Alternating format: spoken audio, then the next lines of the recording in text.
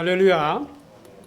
우리가 지난주까지 팔복에 대해서 함께 말씀 나눴습니다. 팔복. 8주 동안 팔복을 함께 나눴는데 예수님이 팔복을 말씀하시면서 반복하신 말씀이 있어요. 그게 뭐냐? 그들이란 말씀이었어요.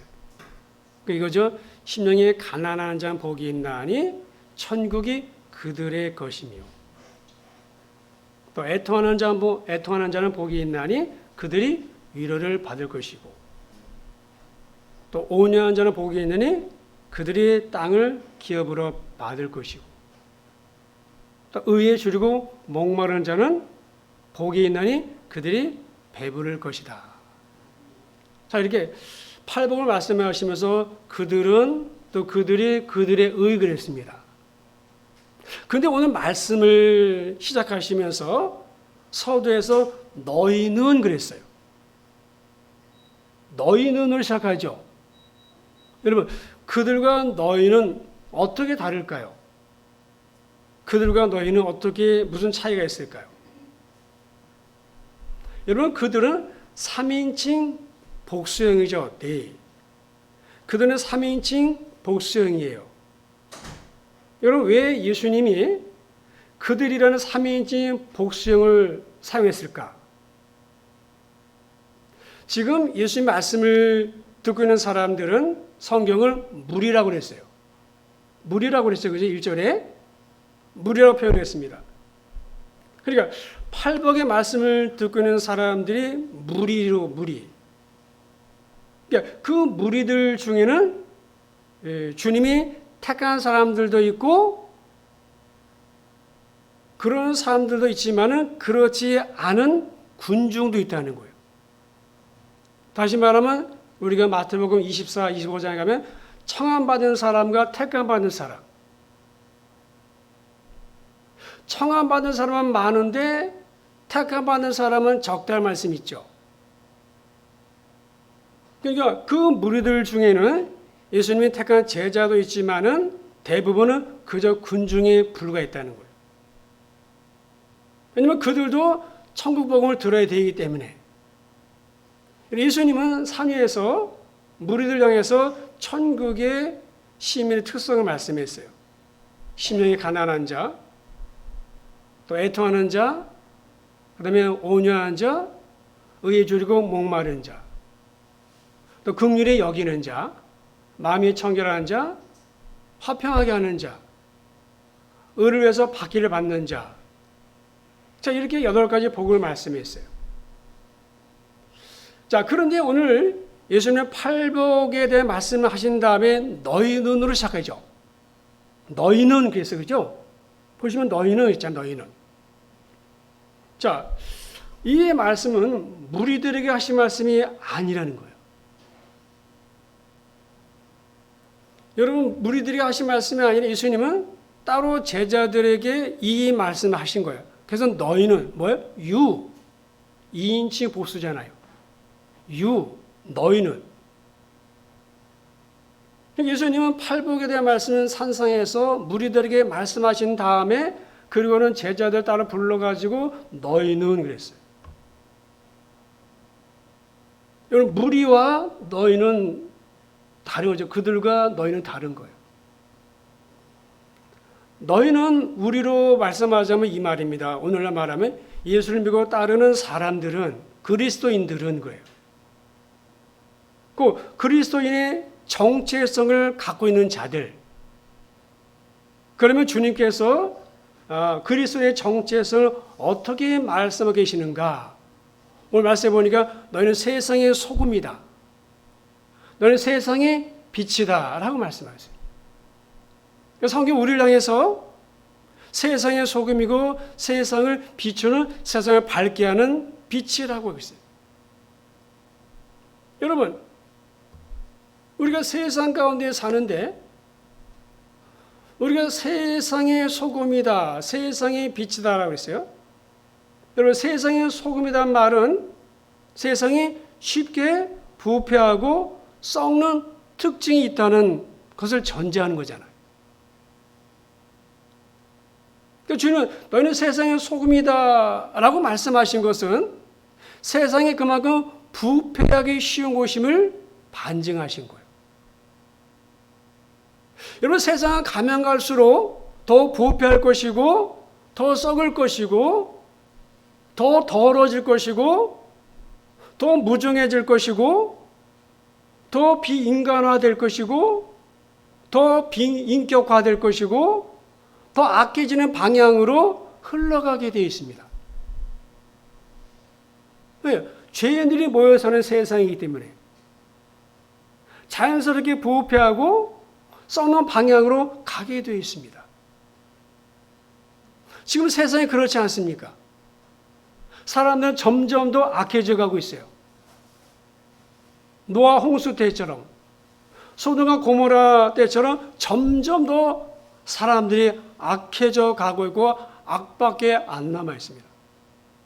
건들면 다 터져요. 그래서 하나님은 세상의 부패를 막는 대안으로 성도와 교회를 두신 겁니다. 그렇다면 성도와 교회를 왜 이 땅의 부패를 막을 수 있는 그 대안이 될까, 우리가 왜 대안이 될까? 그것은 성도란 하나님 믿는 사람들이고 내면의 변화를 경험한 사람들이기 때문에 그렇습니다. 변화된 사람이기 때문에 그래요. 거룩한 영을 갖고 있는 사람들이기 때문에 그렇습니다. 속산에 변화됐기 때문에 죄를 미워하고 거룩함을 추구하고 선행하는 삶을 살게 되는 것이죠. 죄를 안 지는 정도가 아니라 죄 자체를 미워하는 겁니다. 그러니까 죄를 대적하고 죄와 싸우되 피 흘리기까지 싸우는 자들이 성도입니다. 그래서 성도는 죄로 가득 찬 이 땅에서 소금처럼 녹아 들어가서 세상으로 침투해 들어가서 세상의 부패를 막고 세상 새롭게 하는 존재라는 거예요. 여러분, 소금을 잘 아시죠? 소금은 짠맛이 특징입니다. 그 짠맛 때문에 방부제 역할을 하는 거죠. 썩음을 방지하는 거잖아요. 여러분, 예수님이 사시던 그 당시 그 지중 연안만 해도 굉장히 더웠습니다. 그렇기 때문에 냉장고가 없던 시절에 식품을 오래 보관하기가 매우 힘들었어요.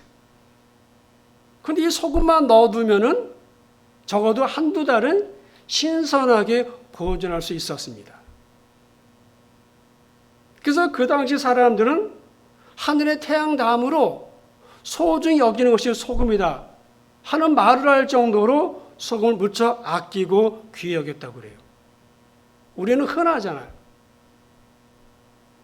그러니까 썩지 않게 하는 이 방부제의 특성은 마치 예수를 잘 믿는 하나님의 자녀가 이 세상에서 다른 사람에게 인격적으로 끼치는 감화와 비슷한 얘기가 있어요. 우리 직장이든 일터든 그 안으로 들어가죠. 여러분, 우리가 어떤 사람들 사이에 들어가서 가만히 있으면 줘도 그들의 좋은 영향을 미칠 수 있어요. 마치 짠맛이 들어가서 고기나 음식물의 신선도를 유지해서 썩지 않도록 하듯이 우리가 가만히 있기만 해도 우리를 통해서 이 내에 비치는 예수의 성품, 그 예수의 향기 때문에 다른 사람이 영향을 받는다는 거예요. 안 그렇습니까? 그래서 그들은 이런 생각을 하죠. 저 사람은 우리와 다른 게 많아. 다른 데가 있어. 나와는 달라. 나도 좀 저렇게 됐으면 좋겠다. 어떤 면에서는 소극적이긴 하지만은요, 그래도 다른 사람에게 짠맛을 내는 일은 굉장히 중요한 거예요. 가정 안에 이런 사람이 한두 명만 있어도요, 가정은요, 절대 사고 나지 않습니다. 직장 안에서 이렇게 짠맛을 가진 사람 몇몇만 있어도 그 직장은 영적으로 어두워지지 않습니다. 더 나빠지지 않는 거죠. 이렇게 우리가 중요한 거예요. 이렇게 중요한 거 우리가요. 또한 소금은요, 부패의 방지 기능만 있는 것이 아니라 맛을 내기도 하죠. 여러분, 소금이 들어가야 맛이 나잖아요. 저는 설렁탕을 좀 좋아해요. 신선 설렁탕. 제 옛날에 회사 다닐 때 저기 서초동이죠, 여기가? 반포에. 반포 뉴코아 백화점 뒤에 신선 설렁탕 본점일까 아마. 거래처 갈 때마다 거기서 점심 먹었는데 설렁탕이 기가 막혔어요. 근데 설렁탕은 맹탕이죠. 맹탕이잖아요. 반드시 소금을 넣어야 돼요. 그냥 먹으면 맛 되게 없어요. 소금을 넣어야지 맛이 나요. 여러분, 이 세상은 맛을 갖고 있어요. 그 맛은 쾌락과 오락이라는 맛이에요. 쾌락과 오락. 여러분, 텔레비전 프로그램들 보십시오. 먹방, 여행. 그런 프로그램으로 꽉 차 있어요.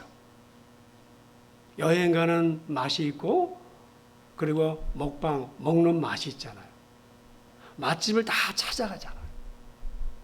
우리 어디 갈 때 어디서 먹을까 굉장히 고민하잖아요.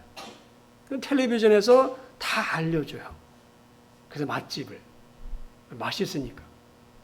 또 광고는 어떻습니까? 다 인간의 쾌락을 자극하는 거예요.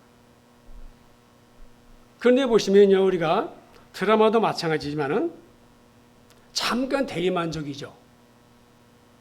잠깐 대리만족이에요. 내가 그렇게 할 수 없으니까는 텔레비전 드라마를 통해서 내가 대리만족을 느끼는 거예요. 그런데 끝나고 나면 허전하잖아. 볼 때는 맛이 있죠. 재미가 있잖아요. 즐거움이 있잖아요. 근데 보고 나면은 허전해. 공허해. 그러니까 유익은 별로 없고 잠깐 즐거울 뿐인 거예요. 여러분, 바닷물은 마시면 마실수록 더 갈증만 나잖아요. 세상 것이 그런 거예요. 여러분, 솔로몬이 뭐라 말했습니까? 헛되고 헛되며 헛되고 헛되니 모든 게 헛되다. 그 세상 것이야. 세상 것. 강물은 계속해 바다로 흘러가지만 바다를 못 채우는 거예요. 우리가 그렇게 지어진 존재예요. 여러분, 세상도 즐거움이고 맛있잖아요. 여행 가는 맛이 있어요. 맛집 찾아가는 맛이 있어요. 그런데 그 마지막은 허전하고 공허한 거예요. 그런데 성도는 진짜 기쁨을 알고 세상 사는 맛을 아는 사람들이에요. 그래서 저들에게 진짜 맛이 무엇인지, 진짜 기쁨이 무엇인지를 보여주는 거예요. 여기 맛이나 무엇입니까? 인생의 의미와 인생의 목적을 말하는 거예요. 여러분, 세상 사람들은 자기가 어디서 와서 무엇 때문에 살고 어디로 가는지를 알지 못합니다. 그러니까 인생의 의미도 모르고 사는 목적도 모르고 그냥 돈 벌다가 여러분, 그게 인간의 삶일까요? 인간의 만물의 영장인데 하루 종일 돈 벌러 갔다가 그 돈 쓰냐고 살다가 인생 마감하는 게 인생이냐 이거예요. 동무가 다른 게 뭐가 있어요? 돈 죽도록 벌다가 때로는 돈도 못을 주는 경우도 있잖아요. 그게 인생입니까? 그게 어디 천하보다 귀한 생명이라고 할 수 있습니까? 그러니까 그렇게 사는 것이 인생의 맛인 줄 알고 인생인 줄 알고 이 세상의 전부인 줄 알고 살아가는 거예요. 이렇게 살아가는 사람들에게 인생의 맛과 의미를 찾게 해줘야 되는 거예요. 가르쳐주고 삶으로 보여주는 거예요. 예수 믿는 맛이 무엇인지, 신앙생활 즐거움이 무엇인지, 말씀의 맛이 어떠한지를 가르쳐 줘야 되는 거예요. 특별히 고난 가운데서 기뻐하는 모습을 보여주는 거예요. 고난 가운데서 감사하는 모습을 보여주는 거예요, 여러분. 욥이 고난 후에 한 말이 있죠. 내가 가는 길을 그가 아시나니 그가 나를 단련하신 후에 내가 정금같이 나으리라. 나의 가는 길을 오직 그가 아시나니 그가 나를 단련하신 다음에 내가 정금되어 나으리라. 여기서 고난 단련이 뭘까요? 이 고난이란 말은요, 경험을 한다는 뜻이 경험을 한다. 우리는 경험을 많이 쌓을 때 큰일을 할 수 있어요. 경험이 많이 쌓인 사람일수록 실패 확률이 적어지는 거죠. 고난을 통해서 인간은 하나님을 경험하게 되는 거예요. 성경 속의 인물들이 경험한 것을 동일하게 경험하게 되는 거예요. 결국에 체험적인 믿음을 갖게 되는 거예요. 두 번째, 고난이란 말은 무슨 말입니까? 맛을 보다는 뜻이 있어요. 맛을 보다. 맛을 보는 거예요. 여러분, 옛날에 우리 어머니들이 부엌에서 국을 끓일 때 국자로 국물을 떠서 맛을 봤죠. 그러니까 상에 올려놓기 전에 미리 맛을 보는 거예요. 이 고난이란 말은, 고난이라는 것은 바로 행복의 맛을 미리 보기 위해서, 앞으로 다가올 좋은 일을 미리 체험할 수 있는 그런 맛을 보는 것 같은 과정이라는 거예요. 그래서 다윗이 시편 34편 8절에서 이렇게 말했죠. 너희는 여호와의 선하심을 맛보아할지어다. 너희는 여호와의 선하심을 맛보아할지어다. 이게 뭐예요? 만약에 고난이 없었다면 하나님의 선하심이 어떤 것인지 어떻게 알겠냐 이거야. 들어서는 알고 있죠, 그죠? 그러나 맛을 봐야죠. 아무리 그 음식이 맛있다고 해서 내가 가서 맛을 봐야 내가 그것을 알듯이 하나님의 선하심 우리가 어떻게 알 수 있냐고요. 들어서 몰라요. 내가 경험해 봐야 하는 거예요. 여러분, 이게 지식으로 알아지는 게 아니에요. 맛을 보아야 내가 다른 사람들의 어떤 맛인지를 알려줄 수 있는 거예요. 내가 하나님의 선하심을 맛보아야 다른 사람들에게 하나님의 선하심을 전할 수 있는 거예요. 우리는 고난을 통해서 말씀의 맛을 알게 되는 거예요. 여러분, 욥도 그랬고 다윗도 마찬가지였어요. 그래서 하나님의 말씀이 송이꿀보다 달다고 그랬어요, 시편에. 여러분, 송이꿀이 뭔지 아십니까? 송이꿀이란 벌집에 들어있는 꿀 또는 벌통에서 갓 떼어낸 덩어리 꿀을 말하는 거예요. 그게 송이꿀이에요.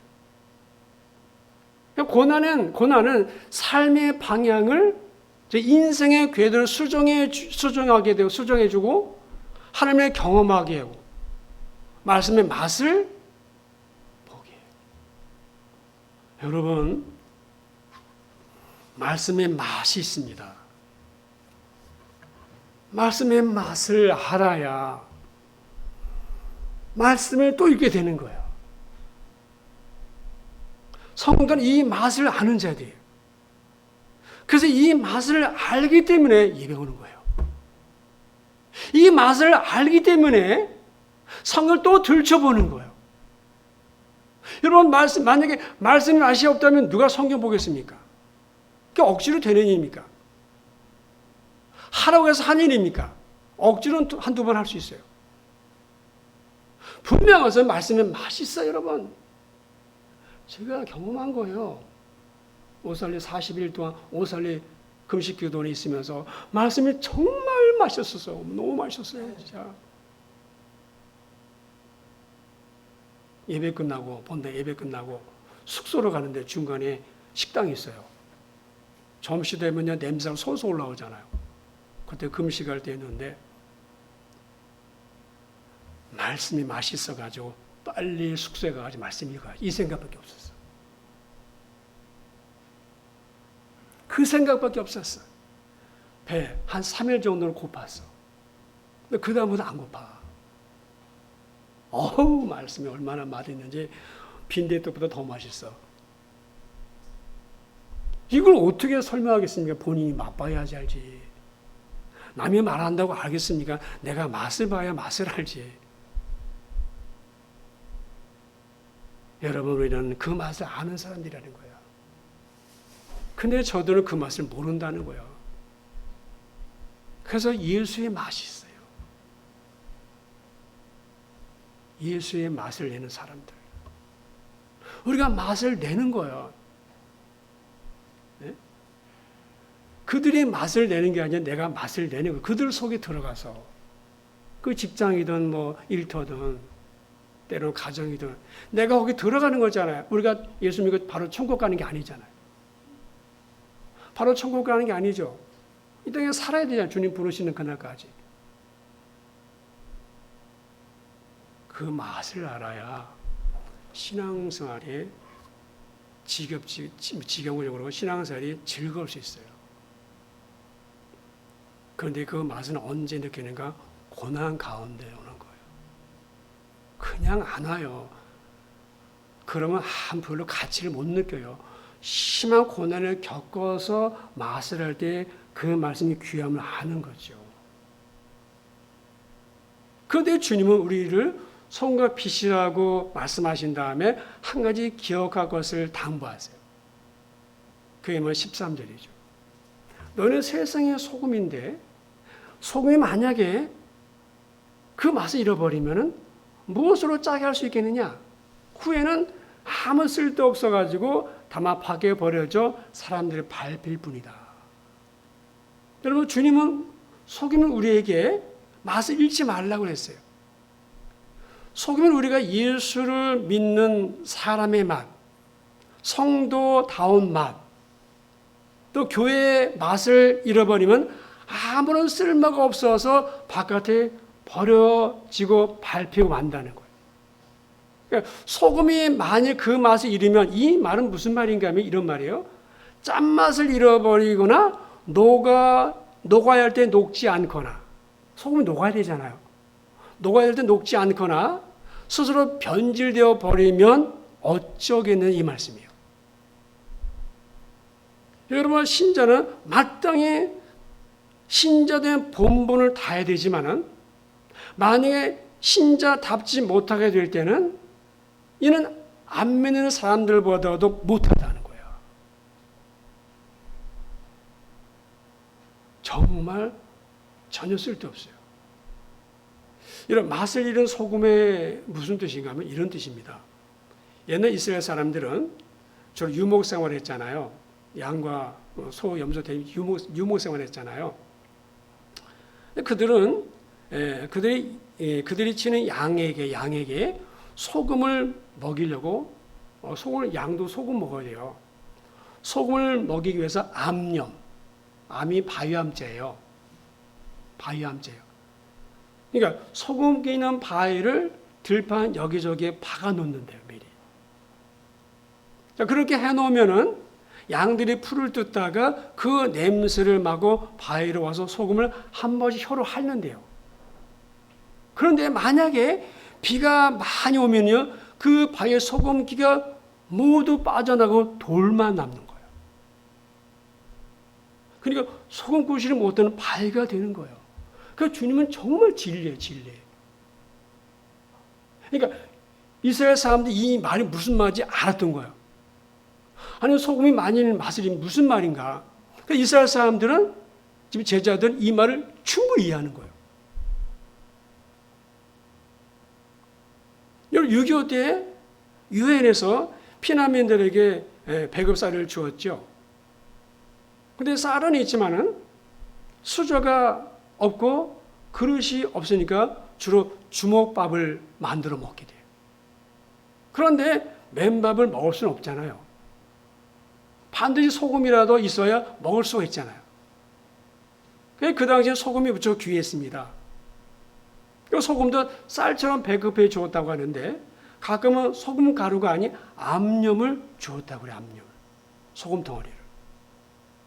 그래서 바위 덩어리만한 암염을 깨면은 주먹만해지는데 이것을 씻지도 않고 그냥 주머니 넣고 다니면서 밥 한 입 먹고 암염 한번 빨고 밥 한 번 먹고 밥 한 입 먹고 암염 한번 혀로 핥고 빨고 그랬다고 해요.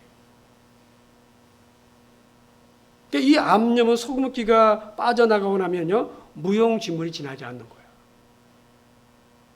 그런데 이스라엘 유목민들이 양들에게 먹이려고 가져다 온 그 암염기 때문에 소금기 모두 빠져나가면 돌이잖아요. 돌 그냥. 여러분 그래요. 소금이 맛을 잃으면 아무짝에도 쓸모없는 거예요. 여기서 밟힌다고 그랬잖아요. 밟힌다. 이 밟힌다는 말은요. 굉장히 좀 강한 말인데 마구 짓밟다는 뜻이에요. 여러분 신자가 자신의 삶의 자리에서 예수의 맛을 복음의 맛을 내지 못하면 오히려 사람들에게 마구 짓밟히고 말잖아요. 여러분 잘 아시잖아요. 세상 사람들이 신자들 향해서 얼마나 공격적인지 몰라. 자기네들도 잘못하면서 우리 굉장히 공격하잖아요. 아니 지네들이 더 잘못하는데 지네들이 미안해. 우리 굉장히 공격하잖아요. 그래도 우리 실수를 결국 용납하지 않아요. 근데 성의 진리를 모르잖아요. 진리를 모르죠. 예수님이 누군지도 몰라요. 그러니까 우리에게 높은 도덕적 기준을 대는 거야. 그죠? 우리가 높은 도덕적 기준을 대 우리에게. 그리고 우리의 삶으로 판단해요. 삶으로. 보이는 것만으로 우리 판단하는 거예요. 그리고 그 기준이 조금이라도 모자라게 되면요. 지체 없이 공격하고 비판하고 비난하고 짓밟기 일쑤잖아요. 그러나 그들을 원망하거나 그들을 불평할 이유는 하나도 없어요. 왜냐하면 중요한 것은 내가 소금의 삶을 사느냐 못 사느냐에 달려있기 때문에. 즉 모든 것은 내 자신에게 달려있는 거예요. 그래서 이처럼 성도가 성도답지 못하고 교회가 교회답지 못하면 명목상의 성도고 명목상의 교회가 되는 것이고 그러면 철저 무용지물에 지나지 않는 거예요. 교회가 욕먹고 있잖아요. 지금. 빛과 소금의 역할을 감당하지 못하고 교회가 욕먹고 있어요. 그러니까 세상에서 그 무엇도 아닌 것이 되고 마는 거예요. 그 무엇도 아닌 것이 되고 마는 거예요. 오늘 말씀에 14절 15절 말씀에 이렇게 말씀하죠. 너희는 세상의 빛이라. 너는 세상의 빛이다. 이런 빛은 무엇입니까? 어둠을 몰아내죠. 빛은 어둠을 몰아내고 그 가운데 있는 것을 환하게 드러낸 특징이 있어요. 이런 빛은 그 특성상 굉장히 직선적이고 적극적입니다. 그러니까 빛은 어둠은 빛 앞에서 꼼짝 못해요. 그죠? 여러분 깜깜한 곳에 불 한번 탁 끼면요. 금방 직선적으로 적극적인 거예요. 금방 환해져요. 슬슬 이게 아니죠. 키는 순간 환해져요. 직선적이고 적극적인 거예요. 빛이란 것이. 어둠 앞에서 머뭇거리는 빛은 본 적이 없어. 예수님이 세상에 계실 때는 세상의 빛이었죠. 예수님이. 예수님 때문에 우리는 하나님 볼 수 있어요. 하나님을 볼 수 있었어요. 예수님 때문에 내 자신의 진짜 모습을 볼 수 있었던 거예요. 내가 얼마나 죄인인지. 정말 죄인이에요. 죄인. 제가 목회하면서 받은 복 중에 하나 뭔가 내가 정말 죄인이구나. 정말 내게서 끊임없이 죄가 나오는구나. 죄의 짱아찌구나. 나오는 게 죄밖에 없어요. 그전에 몰랐어요. 여러분 예수님 때문에 우리가 구원받을 수 있는 길이 무엇인지를 알게 됐잖아요. 그분의 빛이잖아요. 길이잖아요. 생명이잖아요. 여러분 예수님이 세상을 떠나셨지만은 그 대신에 그 빛 대신 예수님을 내 마음에 모시고 사는 우리 모두가 이제는 이 세상의 빛이 된 거예요. 우리 안에 주님이 계시잖아요. 그분이 빛이었으니까 이제 내가 세상의 빛이 된 거죠. 예수님이 태양이라고 한다면은 우리는 그 태양의 빛을 반사하는 달인 거죠. 그래서 에베소서 5장 8절 9절 보시면은 너희가 전에는 어둠이었더니 이제는 주 안에서 빛이라. 우리가 빛의 자녀들이었어요. 빛의 자녀들. 여러분, 빛의 특성은 무엇입니까? 빛의 특성은 무엇입니까? 감춰지지 않는다는 거예요. 숨길 수가 없어요. 그래서 오늘 말씀에 산 위에 있는 동네가 이스라엘은요, 보통 집이 산 위에 있어요. 산 위에 있는 동네가 동서남북 어디에서도 잘 보이는 것처럼 빛은 절대로 감추지 않고 감출 수 없다는 거예요. 어떤 성도는 그렇게 말해요. 목사님, 저는 직장에서 교회 다닌다고 말 안 해요. 제가 교회 다닌다고 말 안 했더니 아무도 몰라요. 아무도 몰라요. 실제로 제가 옛날에 직장 다닐 때, 회사 다닐 때 저희 대학교 후배가 있는데 이름이 정철이 정철, 관동별고 3인국 정철. 예그셔. 얘는 자기가 교회 다닌다고 말을 안 하네요. 여러분, 그런데 말을 안 했다고 해서 성도인 것을 몰라본다면 큰일이죠. 그것은 자기 얼굴에 자기가 침 뱉는 거예요. 자기 얼굴에 자기가 침 뱉는 거예요. 하나님 뭐라고 하실까요? 하나님 어떻게 생각하실까요? 여러분, 교회 다닌다고 말하든 말하지 않든 우리는 표가 날 수밖에 없어요. 왜? 빛이니까. 그럼 우리가 빛인 것을 사람들에게 어떻게 나타내고 그들이 어떻게 알 수 있을까요? 우리가 빛인데 우리가 어떻게 이 빛을 나타낼 수 있을까요? 성경 말하기를 착한 행실이에요. 착한 행실. 착한 행실.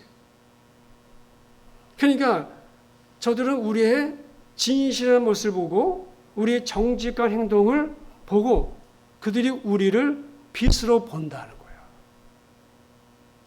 거예요. 그들과 우리가 다를 게 없지만은 그러나 우리의 진실한 모습, 우리의 정직한 모습을 보고서 우리를 빛으로 본다는 거예요. 어떤 직원이 월급을 이제 수표로 받았어요. 오래전 얘기예요. 근데 그 수표가 자기 월급보다 좀 많이 쓰여진 거예요. 받아서 가졌어요. 그런데 그 사실을 회계 그 원에게 보고하지 않았어요. 한 달이 지나고 봉급을 받아보니까는 지난번에 더 지급된 만큼 액수가 빠진 수표를 받은 거예요. 그러니까 지난번에 잘못을 발견한 회계원이 경리가 수정해서 지불을 한 거죠. 화가 난 직원이 그 경리에게 가서 항의를 했어요. 그러자 그 경리가 이렇게 말하는 회계원이. 아니, 지난달에 더 지불되었을 때 왜 그때 말하지 않았습니까? 그때는 왜 항의하지 않았습니까? 그때 왜 가만히 있었습니까?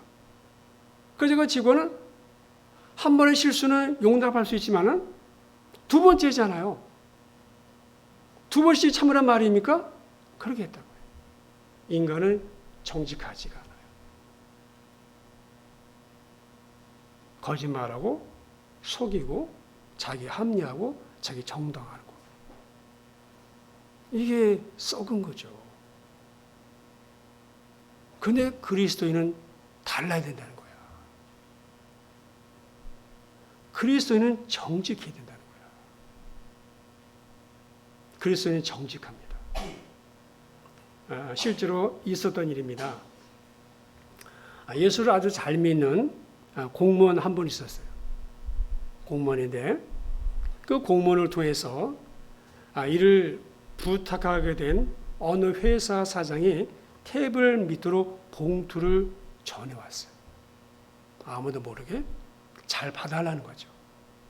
그때 그 예수 믿는 공무원은 그 사장에게 봉투를 정중하게 돌려주면서 이렇게 이야기했다고 해요. 사장님, 충분히 이해합니다. 저라도 아마 그렇게 했을 겁니다. 그러나 저는 예수 믿는 사람입니다. 그래서 이 봉투를 받을 수 없습니다. 이 일은 하자가 없는 일이니 제가 최선을 다해서 도와드리겠습니다. 염려하지 마십시오.